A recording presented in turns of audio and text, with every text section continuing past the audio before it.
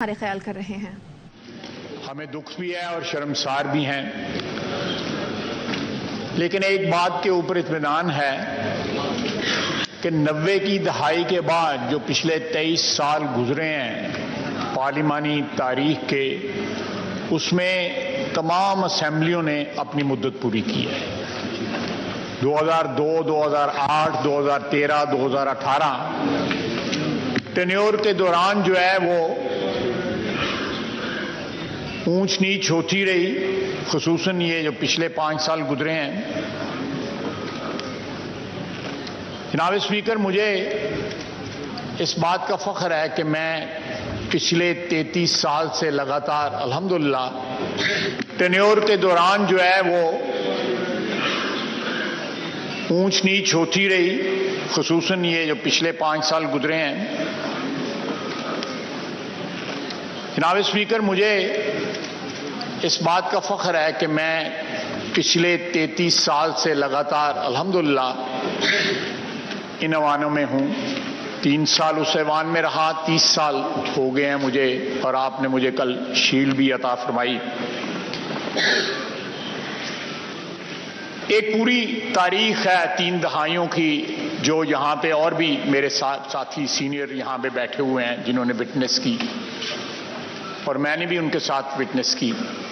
अभी मेरा भाई ब्रजेश ताहिर मुझसे बात कर रहा था कि बहुत अरसा हो गया है, उम्र भी हो गई है।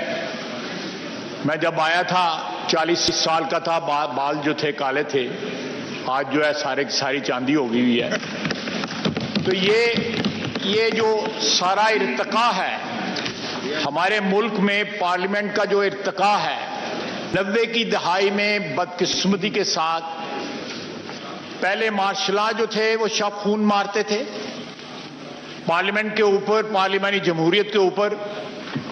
उसके बाद 58(2)B वो भी मार्शल ने जो है बजरिया असेंबली जो है एक हथियार आपस में अपने हाथ में ले लिया, जिसकी शिकार जो है बार बार जो है।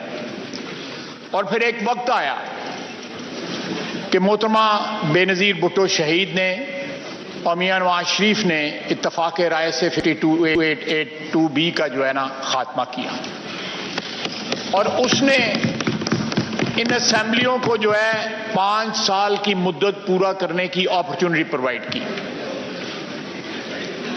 फिर एक ही जो है वो रह गई, हथियार जो है वो मार्शल का हथियार था, जो अल्हम्दुलिल्लाह पिछले 24-25 साल में 99 के बाद जो है इस्तेमाल नहीं हुआ। लेकिन जनाब स्पीकर, मैं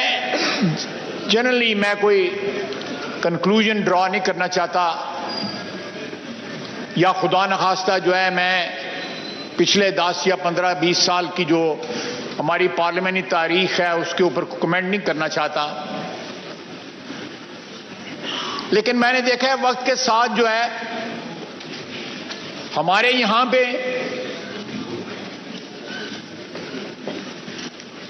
पार्लियामेंट्री जो नॉर्म्स हैं वो आहिस्ता आहिस्ता जो है ना उनका एहतराम जो है वो डिल्यूट होना शुरू हो गया।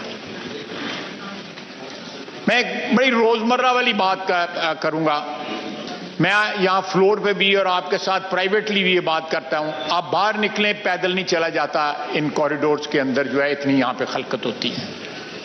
खुदा न खास्ता को जैकेट पहन के आ गया तो आप साबित सिक्योरिटी इज एब्सोल्युटली नोवेयर। ये एक ऐसा चीज है, पहले ये लॉबीज का एक एहतराम होता था कि मेंबरान के अलावा लॉबी में कोई नहीं आता था। अब खाने के वक्त जो है पता नहीं कहां कहां से लोग आके जो है यहां पे खाना खाते हैं इन लॉबीज के अंदर जो है। तो मेरा ख्याल है कि ये थोड़ा सा ये पार्लियामेंट कुछ तकद्दस हमारे हाथ में है कि हम उसको प्रोटेक्ट करें। कुछ जो है रवायात को इन्फोर्स होना चाहिए, उनको रवायात का जो है एहतराम होना चाहिए, ताकि ये तकद्दस जो है वो कायम रहे। दूसरी मैंने इंपॉर्टेंट बात जो नोट की है अपनी पार्लियामानी जिंदगी के अंदर कि सर नुमाइश बहुत आ गई। ये ग्रीन नंबर की प्लेटें, ये डाले, ये झंडे, हम आवाम के नुमाइंदे हैं, आवाम के खादम हैं। उनके वोटों से हमें इज्जत मिली है, हमें उनके रंग में ही रंगा रहना चाहिए।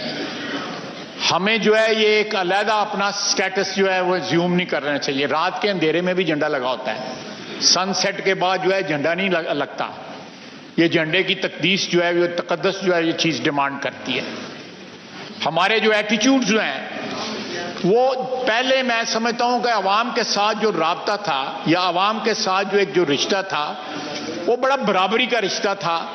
अब हमारे यहाँ पे जो रिश्ता है उसमें बहुत सी ऐसी चीजें आ गई हैं जो हम उनसे जरा थोड़ा सा एलिवेटेड एक उसके ऊपर जो है स्टेज के ऊपर या एक एलिवेटेड प्लान के ऊपर जो है ना समझते हैं कि हम खड़े हैं। तो मेरा ख्याल है, मैं क्रिटिसिज्म नहीं कर रहा, लेकिन अपने तजर्बे की बुनियाद पे जो है अपने साथियों के साथ और अपने आप को भी जो है सेल्फ क्रिटिसिज्म भी कर रहा हूं कि ये चीजें सामने रखनी चाहिए ताकि आवाम की नजरों में इस ऐवान के जो मेंबरान हैं उनका एहतराम, उनका तकद्दस जो है वो बढ़े। ये ना हो कि जिस तरह सोशल मीडिया के ऊपर, दूसरे मीडिया के ऊपर, अदरवाइज टॉक शोज के अंदर हमारे जो है वो बखिए उधेड़े जाते हैं, कहीं जायज और कहीं नाजायज जो है।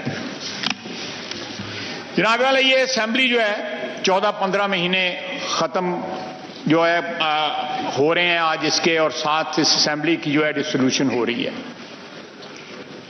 ये बड़े टर्मोइल वाले 15 महीने रहे हैं। नवंबर तक तो ये पता नहीं था कि आज जा रही है, कल जा रही है, कल सुबह होनी है, नहीं होनी, क्या होना है। नवंबर के बाद जो है एक स्टेबिलिटी जो है वो आई, और उस वक्त से लेके अब तक मासवाए जो 9 मई का एक वाकया हुआ जिसने हमारी तारीख को जो है वो दागदार किया, और हमारे सामने एक ऐसे शख्स का चेहरा बिल्कुल जो है साफ साफ सामने आया कि वो अपने इक्तदार के लिए कुछ भी कर सकता है। वो पाकिस्तान के जो अदारे हैं, उनके जो एस्टैब्लिशमेंट की जो इंस्टॉलेशंस जो हैं, जो यादगारें हैं जिनका एक तकद्दस है, हमारे एयर बेसिस जो हैं उनके ऊपर भी हमला कर सकता है सिर्फ और सिर्फ अपने इक्तदार के लिए। जनाबे वाला, यहां पे बहुत से लोग बैठे हुए हैं मेरे साथी, नायत काबिल एहतराम साथी, जिन्होंने कैदोबंद की सौबतें जो है वो बर्दाश्त की। ख्वातीन यहां पे इस हाउस में पहले भी आई हैं, अब भी जो है आती हैं, मेंबर्स बनती हैं, उनके ऊपर भी जो है मुकदमात बनते रहे, बल्कि कैद भी होती रही।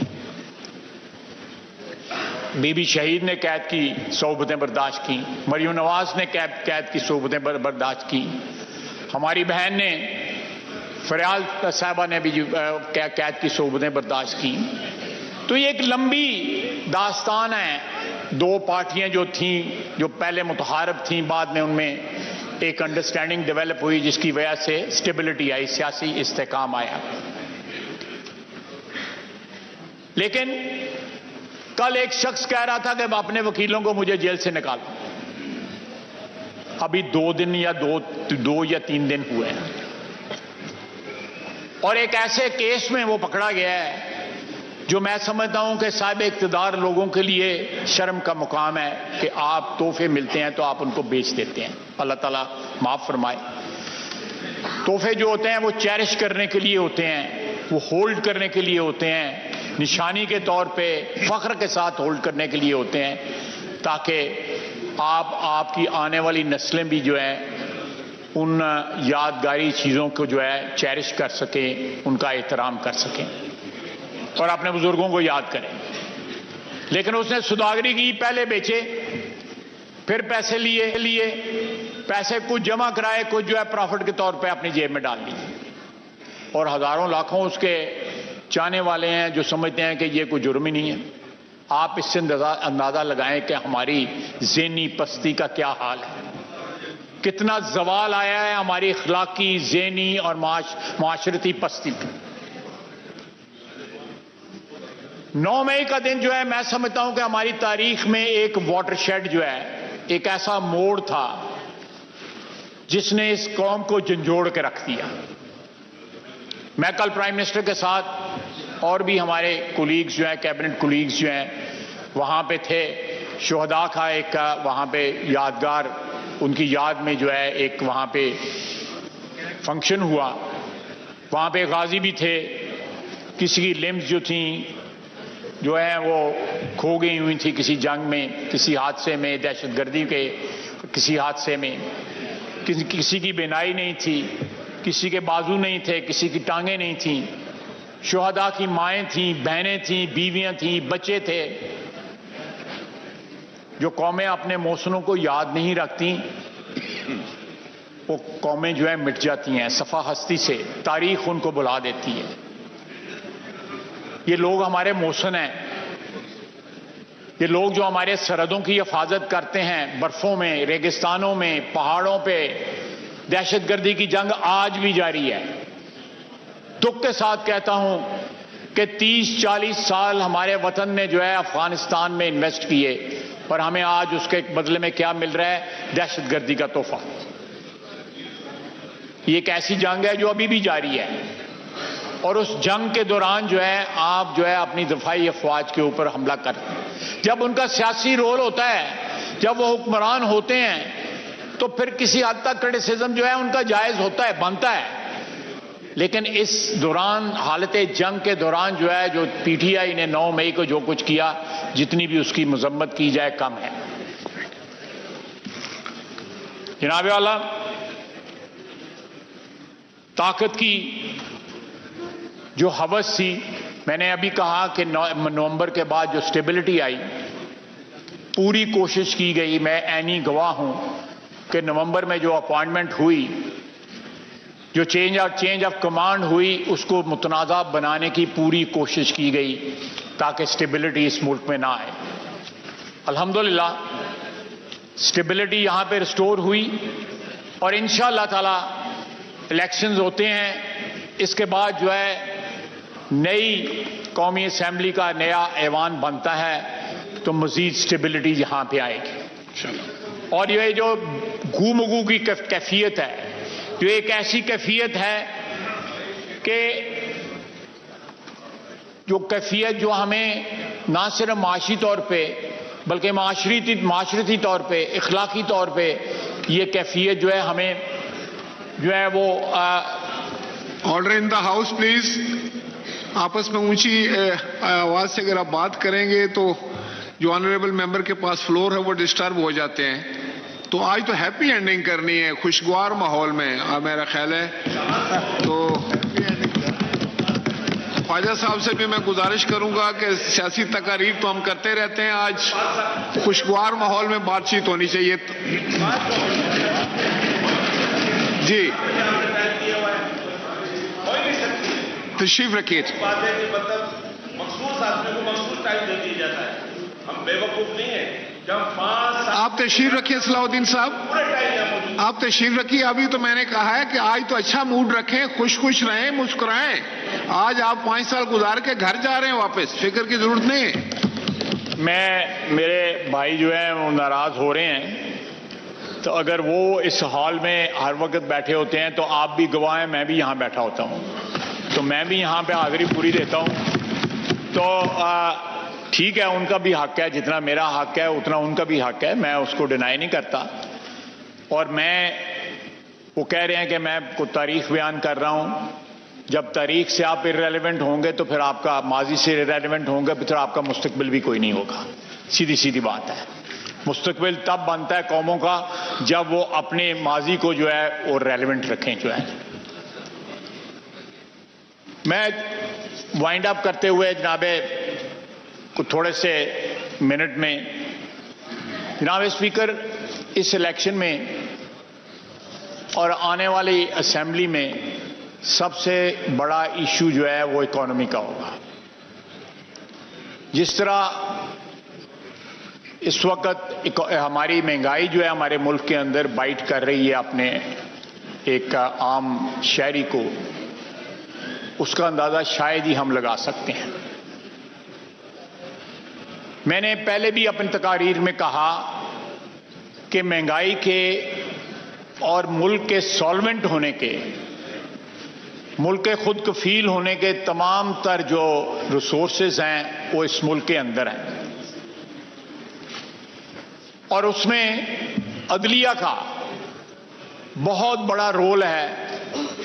अगर अदलिया जो है वो अपना सियासी रोल जो है थोड़ी देर के लिए सस्पेंड कर दे, जो उन्होंने सियासत में जो है मुदाखलत शुरू की है, और अपना अदालती रोल जो है उसके ऊपर जोर दे, 2,670 अरब रुपए के FBR के केसेस हैं अदलिया के पास पेंडिंग, 2,670 अरब रुपए के। अगर इनमें से 50% भी जो अगर रिकवर हो जाएं तो आपके पास जो है तकरीबन 6-7 अरब डॉलर जो है वो आ जाते हैं, लेकिन किसी की तवज्जो नहीं है उस तरफ। इसी अदलिया के सामने एक स्पेक्ट्रम का, मुझे नहीं पता स्पेक्ट्रम क्या होता है, लेकिन ये हमारी जो मोबाइल टेलीफोन है इनका स्टे दिया हुआ है, दहाइयों पुराना स्टे है, 15 साल पुराना स्टे है। $700 मिलियन का अगर स्टे वेकेट हो जाए तो वो बिक सकता है। $700 मिलियन का स्टे दिया हुआ है, क्योंकि स्टे जिसने लिया हुआ है बहुत बड़ा आदमी है, उसका नाम नहीं लोग लेते, उसको रियल एस्टेट टाइकून सिर्फ कहते हैं। एक और कंपनी है, उसने 21 अरब रुपया देना है, उन्होंने 16 साल का स्टे लिया हुआ है। एक और कंपनी है, उन्होंने 70 अरब रुपए के ऊपर स्टे लिया हुआ है। सर ये आप जो मैं आपको कह रहा हूं, ये $1.5-2 बिलियन तो ये बन जाता है 3 केसेस में, 4 केसेस में, जिस पे अदलिया ने स्टे दिया हुआ है। अगर मैं ये बातें करी तो मुझे तौहीन अदालत में को पकड़ लेगा। मैं इसलिए यही बातें यहां पे कर रहा हूं कि मुझे यहां पे इम्यूनिटी है और आपकी प्रोटेक्शन है। यहां पे जिस मुल्क में टैक्सेस का ये हाल हो कि आप रिकवर नहीं कर सकते, आप गवर्नमेंट का या हुकूमत का जो हक है, जो पाकिस्तान की आवाम का हक है, वो रिकवर नहीं कर सकते, वो मुल्क किस तरह सॉल्वेंट होगा? दूसरा जनाब स्पीकर, 4000 अरब से ज्यादा इस वक्त सर्कुलर डेट है हमारा, गैस का और बिजली का। आप उसमें कमी कर रहे हैं। करप्शन जो है, जिस तरह हमारी करप्शन आहिस्ता आहिस्ता हमारे मुल्क के जो माशी ढांचे को खा रही है, बिजली चोरी, टैक्स चोरी, गैस चोरी, आप अंदाजा नहीं लगा सकते कि शहरों के दरमियान बड़ी बड़ी मार्केटों के अंदर 82% जो है वो बिजली चोरी होती है। 80% आप वजीर रहे हुए हैं इस महकमे के। सर, ये मुल्क किस तरह सॉल्वेंट होगा? नहीं सॉल्वेंट हो सकता जब तक यहां पे जो करप्शन, और ये हमारी जो करप्शन जो है, पावरफुल तबके की करप्शन जो है, वो एक्चुअली पॉवर्टी को फीड कर रही है, वो गुर्बत बढ़ा रही है, वो महंगाई बढ़ा रही है। हमारे पास रिसोर्सेज फ्रॉम विद इन है, किसी IMF की जरूरत नहीं है, किसी वर्ल्ड बैंक की जरूरत नहीं है, एक $1.5-2 बिलियन के लिए। और जब हमारे मुकदमात जो है यहां पे कई सालों से, कई दहाइयों से अदालतों में जो है, मैं ये मसला सिर्फ इसलिए उसका जिक्र कर रहा हूं कि कम से कम हो सकता है कोई जज साहब है वो सुन लें और उनको थोड़ा बहुत जो है कोई आ जाए ख्याल कि पाकिस्तान जो है उसको माशी तौर पर उसका इस्तेहकाम जो है वो भी जरूरी चीज है। वो एक जज था, उसने डैम फंड इकट्ठा किया था, वो 10-12 अरब रुपया पता नहीं किधर है उनके पास। उसकी आज नेट प्रेजेंट वैल्यू क्या रह गई होगी पिछले 5-6 साल के अंदर या 7 साल के अंदर क्या रह गई होगी? उसकी कोई इन्वेस्टमेंट नहीं है, ना उस पर कोई रिटर्न है।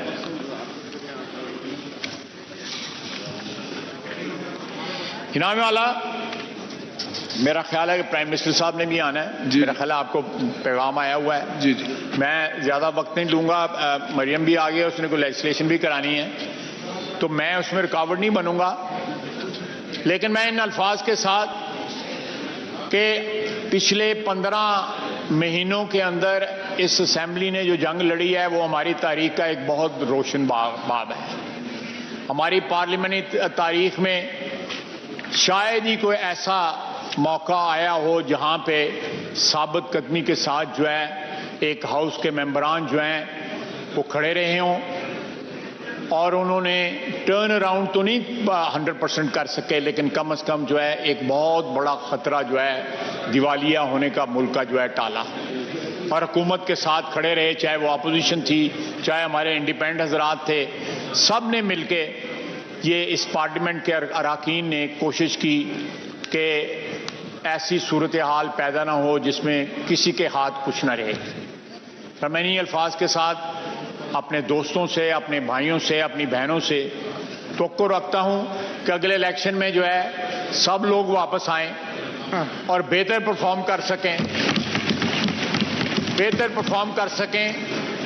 जो कंपल्शन या रुकावटें और जो खंडरात जो है पुरानी हुकूमत जहां पे छोड़ गई थी, हम अभी उन्हीं को संभाल रहे हैं। उस पर कोई अमारत तामीर नहीं हो सकी। वो अमारत तामीर वही तभी होगी जब एक स्टेबल हुकूमत इन इलेक्शन के रिजल्ट में बने और वो स्टेबिलिटी के साथ, कॉन्फिडेंस के साथ, इस्तेकाम के साथ जो है पाकिस्तान की आवाम की मुश्किलात दूर करें, अपना एजेंडा पूरा करें, जिसके सरे फहरिस्त जो है महंगाई है और माशी बदहाली से जो है जान छुड़ाना है। फमा अलैना इल्लल बलाग।